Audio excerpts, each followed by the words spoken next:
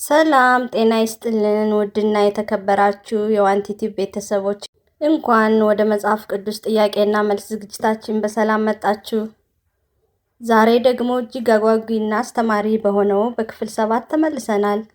በዚህ ክፍል ውስጥ መንፈሳዊ ዕውቀታችሁን ይበልጥ የሚያሰፋ ከብሉይ ኪዳንና ከአዲስ ኪዳን የተመረጡ 20 አዳዲስ ጥያቄዎችንና አንድ ልዩ የቦነስ ጥያቄ ይዘንላችሁ ቀርበናል። እስከ መጨረሻው አብራችሁን በመቆየት ዕውቀታችሁን ፈትኑ። መልካም ቆይታ። ወደ መጀመሪያው ጥያቄ ስንሄድ ጌታችን ኢየሱስ ክርስቶስ መጀመሪያ የጠራቸው 2 ደቀ መዛሙርት ወንድማማቾች እነማን ናቸው? ሀ. ያዕቆብና ዮሐንስ፣ ለ.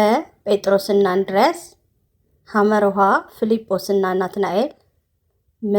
ቶማስና ማቴዎስ።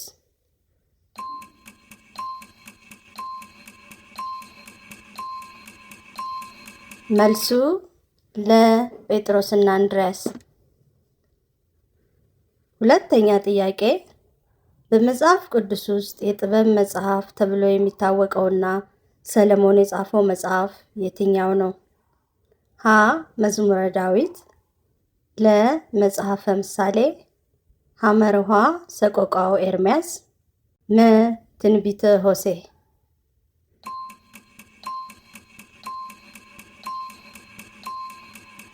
መልሱ ለመጽሐፈ ምሳሌ። ሶስተኛው ጥያቄ እግዚአብሔር ለሙሴ በሲና ተራራ ላይ የታየው በምን ውስጥ ነበር? ሀ. በነጭ ደመና፣ ለ. በማይነድ ቁጥቋጦ በነበልባል፣ ሐመርኋ በታላቅ ድምፅ ብቻ፣ መ. በወርቅ ዙፋን።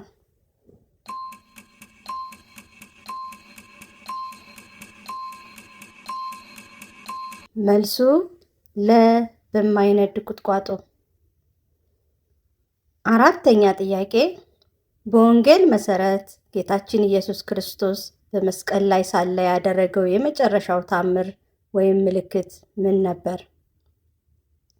ሀ. በባህር ላይ መራመድ፣ ለ. የምድር መንቀጥቀጥና የቤተ መቅደስ መጋረጃ ከላይ እስከታች መቀደድ፣ ሐመርኋ ማዕበልን ማረጋጋት፣ መ. እውር ማብራት።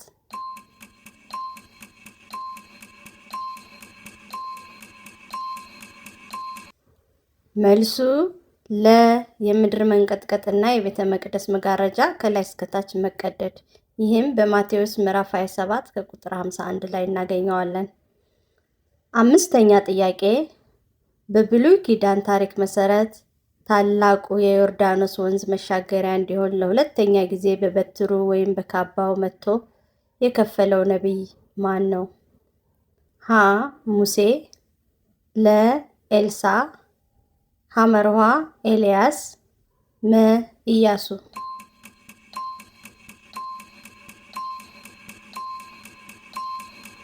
መልሱ ለ. ኤልሳዕ።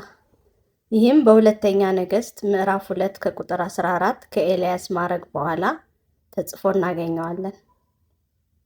ስድስተኛው ጥያቄ ሐዋርያው ጳውሎስ የመንፈስ ፍሬ ብሎ ከጠቀሳቸው ውስጥ የመጀመሪያው የትኛው ነው? ሀ. ሰላም፣ ለ. ፍቅር፣ ሐመርኋ ደስታ፣ መ. ትዕግስት።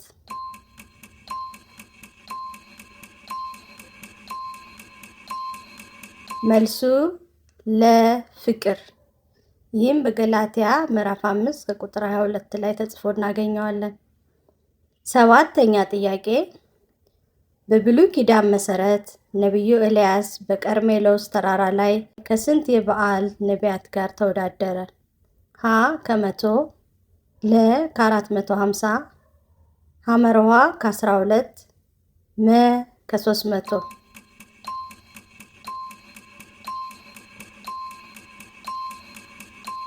መልሱ ለ. ከ450። ስምንተኛ ጥያቄ ጌታችን ኢየሱስ ክርስቶስ ለሰማያዊ መንግስት ምሳሌ አድርጎ የጠቀሰውና በመሬት ውስጥ ተቀብሮ የተገኘ ያለው ምንድን ነው? ሀ. ወርቅ፣ ለ. ዕንቁ ወይም መዝገብ፣ ሐመርኋ ዘር፣ መ አልማዝ።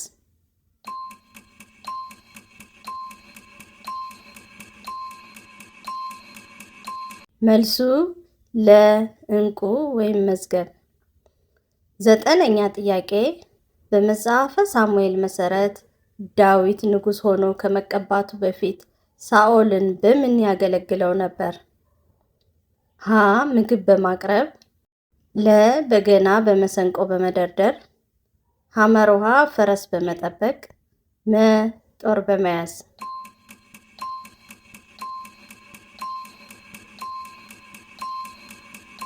መልሱ ለ በገና በመሰንቆ በመደርደር። 10ኛ ጥያቄ ሁሉ በእርሱ ሆነ ከሆነውም አንዳች ሳንኳ ያለ እርሱ አልሆነም የሚለው ጥቅስ በየትኛው ወንጌል መጀመሪያ ላይ ይገኛል? ሀ በማቴዎስ፣ ለ በማርቆስ፣ ሐመር ውሃ በሉቃስ፣ መ በዮሐንስ።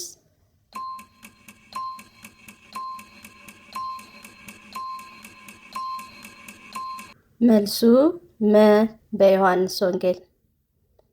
11ኛ ጥያቄ በሐዋርያት ሥራ መጽሐፍ መሰረት ጳውሎስና በርናባስን ለአገልግሎት የለየው ማን ነው? ሀ ጴጥሮስ፣ ለ መንፈስ ቅዱስ፣ ሐመር ውሃ የከተማው መኳንንት፣ መ ሉቃስ።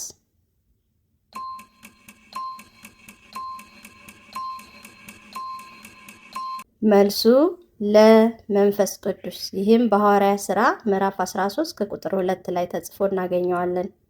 12ኛ ጥያቄ በመጽሐፈ ነገሥት መሰረት ንጉሥ ሰለሞን ለቤተ መቅደሱ መስሪያ የሚሆን የዝግባ እንጨት ከየትኛው ንጉሥ ነው ያስመጣው? ሀ ከፈርዖን፣ ለ ከጢሮስ ንጉሥ ከኪራም፣ ሐመር ውሃ ከሳባ ንግሥት፣ መ ከባቢሎን ንጉሥ።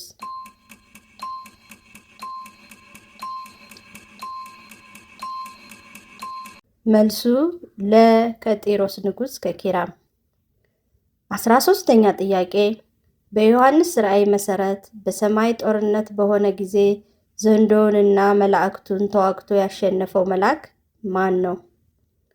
ሀ ቅዱስ ገብርኤል፣ ለ ቅዱስ ሚካኤል፣ ሐመር ውሃ ቅዱስ ሩፋኤል፣ መ ቅዱስ ራኤል።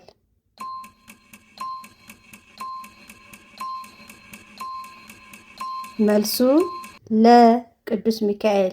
ይህም በራእይ ምዕራፍ 12 ከቁጥር 7 ላይ ተጽፎ ይገኛል። 14ኛው ጥያቄ በመጽሐፈ ኢዮብ መሰረት ኢዮብ በመከራው ወቅት ሊጠይቁት የመጡት 3 ጓደኞቹ ስም ማን ይባላል? ሀ ሲድራቅ፣ ሚሳቅ፣ አብደናጎ፣ ለ ኤልፋዝ፣ ቢልዳድ፣ ሶፋር፣ ሐመር ውሃ ቃየን፣ ሴት፣ ሄኖክ፣ መ ናታን፣ ጋድ፣ አሳፍ።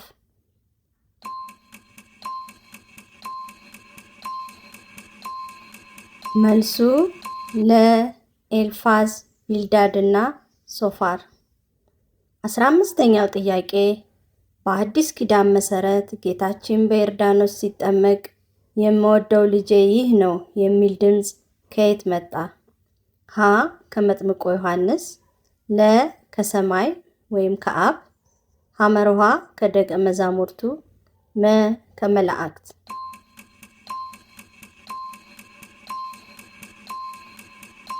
መልሱ ለ ከሰማይ ወይም ከአብ። 16ኛ ጥያቄ በመጽሐፈ መሳፍንት መሰረት ሳምሶን በሞተ ጊዜ ከገደላቸው ፍልስጤማውያን ይልቅ በሕይወት እያለ የገደላቸው ይበልጡ ነበር?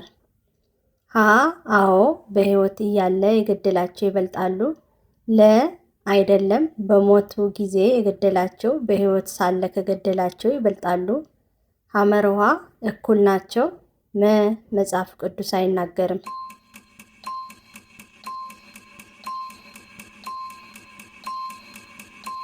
መልሱ ለ አይደለም በሞቱ ጊዜ የገደላቸው ይበልጣሉ።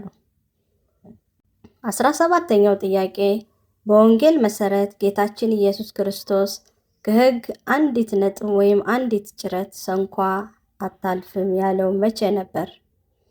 ሀ በተራራው ስብከት ላይ፣ ለጲላጦስ ሲመልስ፣ ሐመርሃ በመስቀል ላይ ሆኖ፣ ለፈሪሳውያን ሲናገር።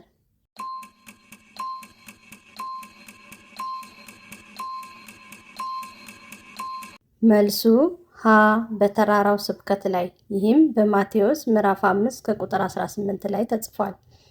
18ኛ ጥያቄ በኦሪት ዘፍጥረት መሰረት አብርሃም ለእግዚአብሔር የታዘዘ መሆኑን የታወቀው ምን ሲያደርግ ነው? ሀ 100 በግ ሲሰዋ፣ ልጁን ይስሐቅን ለመስዋዕት ሲያቀርብ፣ ሐመርሃ ጸሎት ሲያደርግ፣ እንግዶችን ሲቀበል።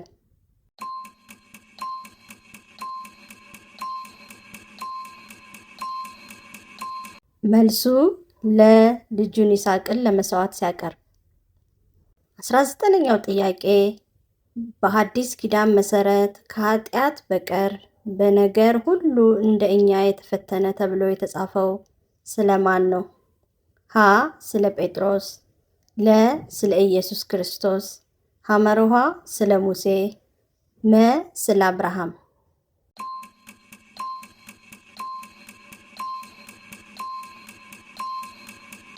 መልሱ ስለ ኢየሱስ ክርስቶስ። ይሄም በዕብራውያን ምዕራፍ 4 ከቁጥር 15 ላይ እናገኘዋለን። 20ኛው ጥያቄ በመጽሐፈ አስቴር መሰረት አይሁዳውያን ከጥፋት የዳኑበትን መታሰቢያ በዓል ምን ብለው ይጠሩታል? ሀ ፋሲካ፣ ጰራቅሊጦስ፣ ሐመርሃ ፑሪም፣ ሰንበት።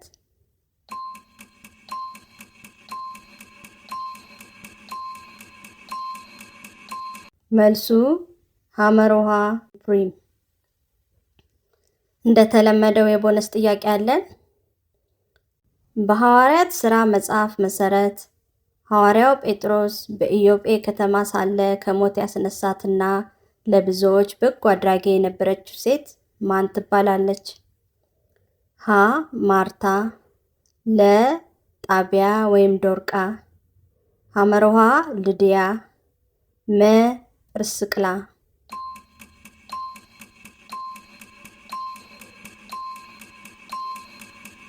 መልሱ ጣቢያ ወይም ዶርቃ። ይህም በሐዋርያት ሥራ ምዕራፍ 9 ከቁጥር 36 ላይ እናገኘዋለን። እንግዲህ ውድ የዋንቲቱብ ቤተሰቦችና አዲስ ተከታታዮቻችን ለዛሬ ያዘጋጀንላችሁ 20 የመጽሐፍ ቅዱስ ጥያቄዎችና የቦነስ ጥያቄው እነዚህን ይመስሉ ነበር። እናንተስ ከ21 ጥያቄዎች ስንቱን በትክክል መለሳችሁ? ውጤታችሁን በኮመንት ላይ ያሳውቁን። ቪዲዮ መንፈሳዊ ዕውቀታችሁን ካሳደገላችሁ ላይክ በማድረግና ለወዳጅ ዘመዶ ሼር በማድረግ እንዲደርስ ያድርጉ። ለቻናላችን አዲስ የሆናችሁ ደግሞ የደወል ምልክቷን በመጫንና ሰብስክራይብ በማድረግ ቤተሰብ ይሁኑ። በቀጣይ ክፍል 8 እስከምንገናኝ ድረስ በሰላም ቆዩን።